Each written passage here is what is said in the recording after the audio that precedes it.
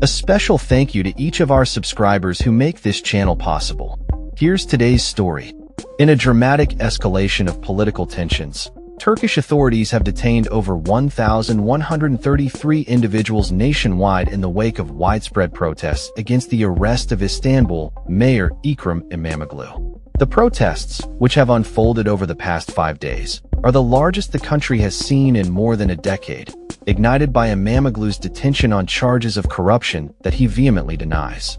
Interior Minister Ali Yerlikaya confirmed the detentions on Monday, highlighting the government's commitment to maintaining public order amidst the unrest.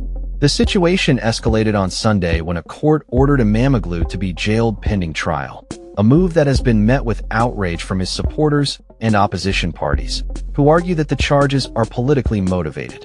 Despite official bans on public gatherings in several cities, hundreds of thousands of demonstrators took to the streets for a fifth consecutive night, expressing their discontent with the government and calling for Imamoglu's release. The protests have remained largely peaceful, although Yerlikaya reported that 123 police officers have sustained injuries during the demonstrations.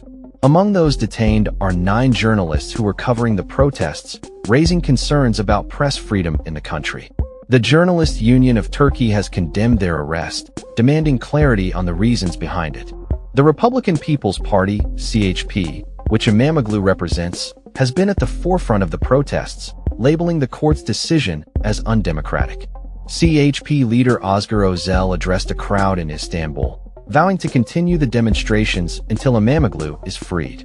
The arrest has sparked fears that President Recep Tayyip Erdogan is resorting to authoritarian measures to eliminate political rivals, especially as Imamoglu was seen as a credible contender in the upcoming presidential elections. Erdogan's government has dismissed claims of political motivations, asserting that the judiciary operates independently.